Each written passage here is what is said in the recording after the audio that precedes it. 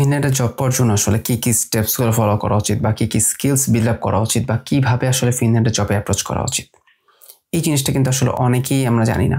না জেনে দেখা যাচ্ছে যে আসলে ফিনল্যান্ডে আমাদের যাদের আসলে এসেছেন তাদের আসলে চাকরি পাওয়ার জন্য অনেক বেশি সময় অপেক্ষা করতে হচ্ছে। তো আজকে ভিডিওতে আপনার সাথে আমি শেয়ার করতে চাই ফিনল্যান্ডে কিভাবে আসলে আপনার জব খুঁজবেন, কি স্কিলস আপনাদের আসলে গেইন করে নিয়ে আসা উচিত। বিস্তারিত আলোচনা করবো, পয়েন্ট টু পয়েন্ট আলোচনা করবো। ভিডিওটি প্রথম থেকে শেষ পর্যন্ত থাকবেন।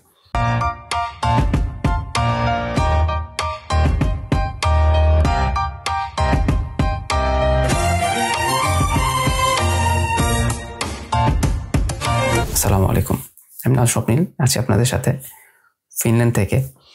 তো আজকে আমি লাস্ট ভিডিওতে আসলে বলেছিলাম যে আপনাদের জন্য একটা ভিডিও মেক করবো যেখানে আসলে ফিনল্যান্ডে জবের জন্য আসলে কি করা উচিত, কি স্কিলস গেইন করা উচিত, কিভাবে আসলে জব অ্যাপ্রোচ করা উচিত, সেই বিষয়গুলো নিয়ে আপনাদের সাথে আলোচনা করার জন্য। তো সেটা অনেকেই আমাকে টেক্সট করেছেন, ইমেল করেছেন, তো গ্রুপে পোস্ট করেছেন, কমেন্টস করছেন যে আসলে এই ভিডিওটা আসলে যেন দ্রুত দেওয়া হয়। তো সেই জন্য আজকে ভিডিওটা আমি খুব দ্রুত ট্রাই করছি কিছু পয়েন্টস নিয়ে আলোচনা করার জন্য। তো প্রথম বলে রাখি, আসলে ফিনল্যান্ডের যে জবের ক্রাইসিসের যে ইস্যুটা রয়েছে সেটা কিন্তু আসলে আপনাদেরকে একটু কেয়ারফুলি হ্যান্ডেল করতে হবে, কারণ এখন শুধু ফিনল্যান্ড না, সারা বিশ্বেই কিন্তু আমরা জানি যে আসলে জব ক্রাইসিস রয়েছে। অস্ট্রেলিয়াতে, কানাডাতে বলেন, ইউএসএতে বলেন, আদার্স ইউরোপ কান্ট্রিগুলোতে বলেন, সব জায়গাতে কিন্তু জবের একটা হিউজ ক্রাইসিস রয়েছে, কারণ ইউক্রেন ওয়ার, রিসেশন সবকিছু একসাথে হিট করেছে। তো সবকিছু নিয়ে আসলে কিন্তু ফিনল্যান্ডের সরকারও বিপাকে রয়েছে যে এত স্টুডেন্ট চলে আসছে। কারণ আপনি যদি কম্পারিজন করেন, ইউরোপিয়ান স্টুডেন্টগুলো যখন আসে ফিনল্যান্ডে, তারা কিন্তু তাদের দেশ থেকে গভর্নমেন্ট থেকে ফান্ডিং পেয়ে আসে, তো সেই ক্ষেত্রে তারা এখানে এসে স্টাডি করে চলে যায়। বাট এখানে যখন বাংলাদেশি বা আদার্স ইন্টারন্যাশনাল স্টুডেন্টরা আসে, তারা কিন্তু এখানে সেটেলমেন্টের জন্য আসে। তো তার পরবর্তীতে তারা কি করে, এখানে এসে কিন্তু তারা থেকে যায় এবং তারা জব করতে চায় তাদের লিভিং এক্সপেন্স বেয়ার করার জন্য, টিউশন ফিস বেয়ার করার জন্য। তো গভর্নমেন্টের কিন্তু সেই বাজেট বা সেই ক্যালকুলেশনটা ছিল না গত কয়েক বছর, বাট রিসেন্টলি কিন্তু তারা সেটার উপর কাজ করছে। প্রচুর জব ভ্যাকেন্সিজ হচ্ছে, বাট তার থেকে বেশি স্টুডেন্ট বা ইন্টারন্যাশনাল স্টুডেন্ট চলে এসেছে। বা তার থেকে বড় যে পার্টটা হয়েছে, ইউক্রেন রাশিয়া ওয়ারের কারণে প্রচুর ইউক্রেনিয়ান কিন্তু ফিনল্যান্ডে আছে এবং তাদেরকে জব দেওয়ার জন্য ইউরোপিয়ান ইউনিয়ন কিন্তু প্রচুর প্রেশার দিচ্ছে ফিনল্যান্ডকে।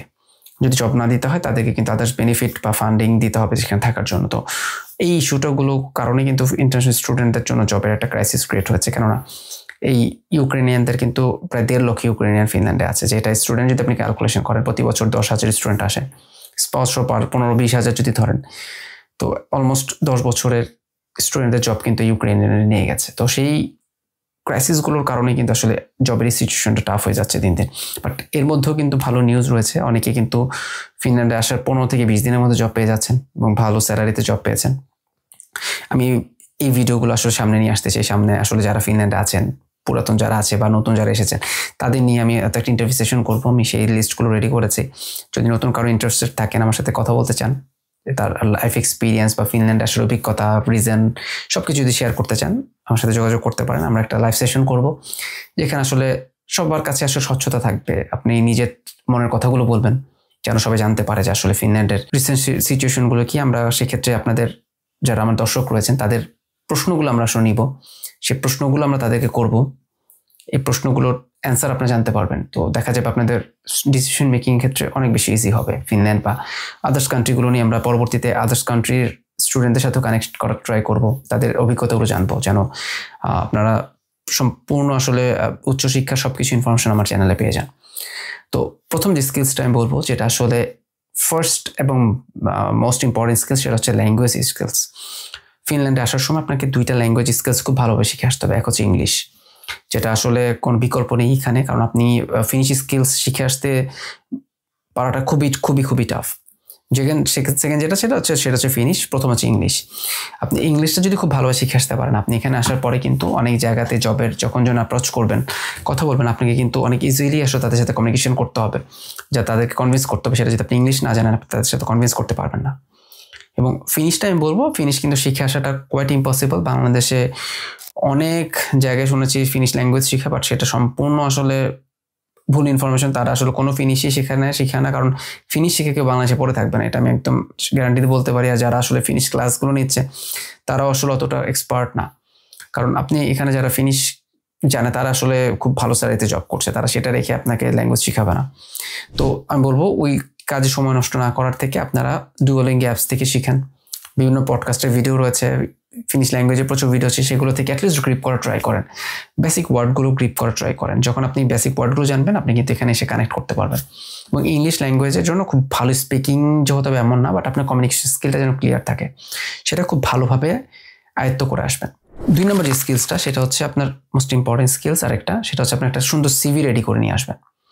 দেশ থেকে আসার সময় আপনি সিভির ফরম্যাট রেডি করে নিয়ে আসতে পারেন। এখানে এসে আপনার ফোন নাম্বার, আপনার ইমেল অ্যাড্রেস দিয়ে সেটাকে প্রিন্ট করে আপনি যেখানে যাচ্ছেন সেখানে নিয়ে যেতে পারেন, অথবা আপনি আপনার ছোট চিরকুটের মতো রেডি করতে পারেন। লাইক একটা A4 পেজে 10টা ছোট ছোট চিরকুট, লাইক আপনার যেখানে আপনার নাম, ফোন নাম্বার, আপনার স্কিলস, আপনার এডুকেশন, আপনার অ্যাড্রেস সব কিছু দিয়ে একটা ছোট ছোট কপি রেডি করতে পারেন।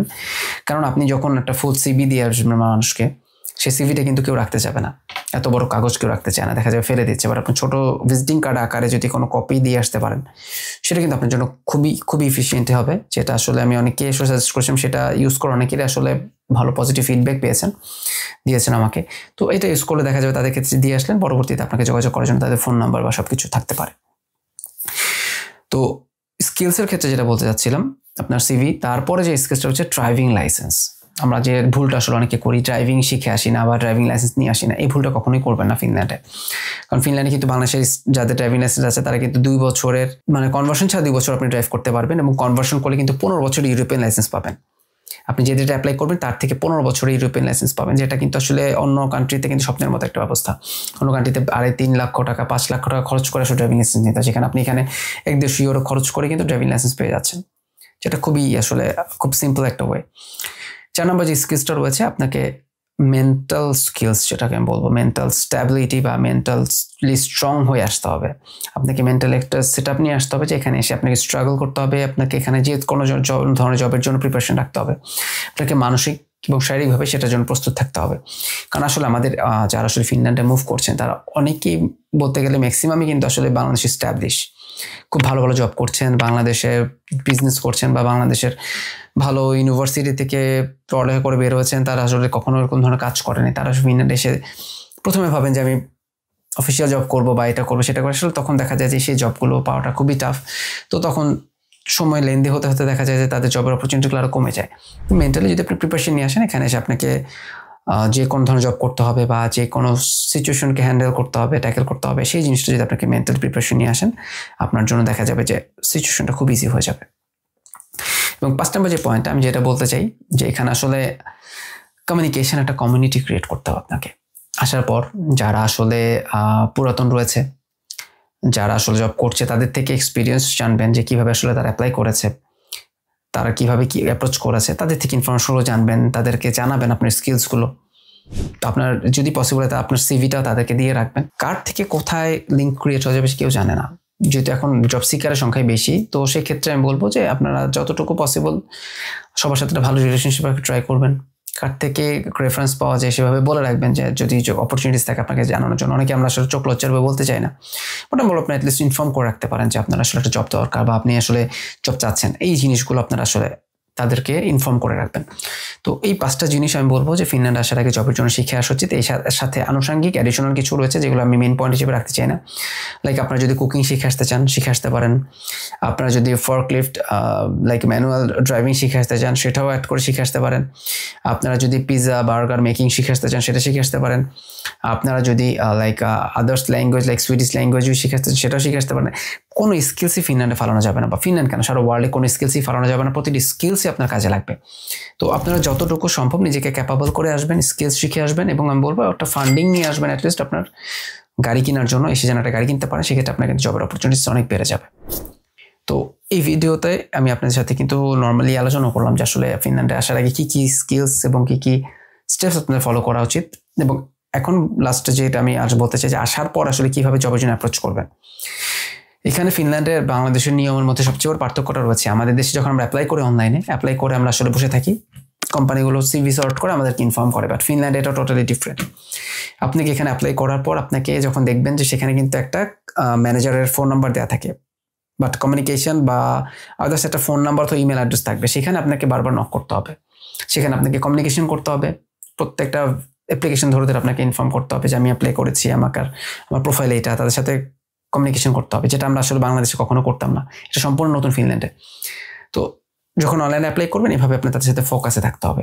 যতটা আপনি তাদের সাথে ভালো রিলেশনশিপ থাকবে আপনার জব পাওয়ার পসিবিলিটি তত বেড়ে যাবে, কারণ আপনার সেম কোয়ালিফিকেশন বা তার থেকে ভালো কোয়ালিফিকেশনের প্রচুর স্টুডেন্ট কিন্তু অ্যাপ্লাই করছে, তো আপনাকে কেন নিবে?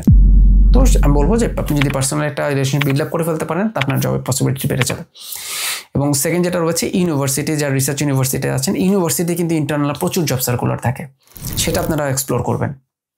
অনেকে আমরা এটা জানিও না, আসলে অনেকে এটা খেয়ালও করি না, আমরা আসলে জানতেও চাই না, বা আমাদের আসলে ইনফরমেশন গ্যাপ থাকে। আপনার ইউনিভার্সিটিতে ওয়েবসাইটে, প্রত্যেকটি ইউনিভার্সিটি ওয়েবসাইটে ক্যারিয়ারের একটা সেকশন রয়েছে, সেখানে দেখবেন যে স্টুডেন্টদের জন্য আলাদা আলাদা জব সার্কুলার থাকে। এই জিনিসটা আপনারা ক্রস চেক করবেন। এবং থার্ড নাম্বার যে পয়েন্টটা রয়েছে, আপনাদের এখানে প্রত্যেকটা রেস্টুরেন্ট বলেন, প্রতিটা স্টোর বলেন, সবগুলোতে আপনাদের যে অ্যাপ্রোচ করতে হবে। অ্যাপ্রোচ বলতে যে বলবেন না যে আমার চাকরি দরকার, চাকরি দাও।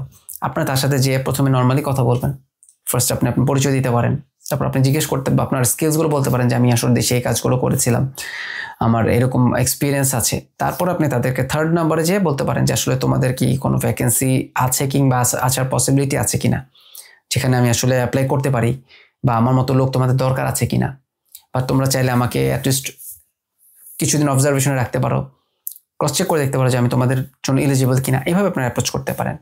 আমাদের অনেকেই আসলে শুনেছিলাম যে বলছেন যে তোমাদের চাকরি আছে কিনা, তারপর তাদেরকে আসলে রুড বিহেভ করা হয়েছিল, যে জিনিসটা আসলে কখনোই মেনে নেওয়া যায় না। বাট তারপরে আমি বলবো যে আসলে এভাবে তাদের যে প্যানিক করলে তারা দেখা যাবে যে তারা আসলে এখন সবাই যেহেতু চাকরি দিতে যাচ্ছে, তারা আসলে জিনিসটা নিয়ে প্যানিক, যে আসলে এত মানুষজন জব সিকার।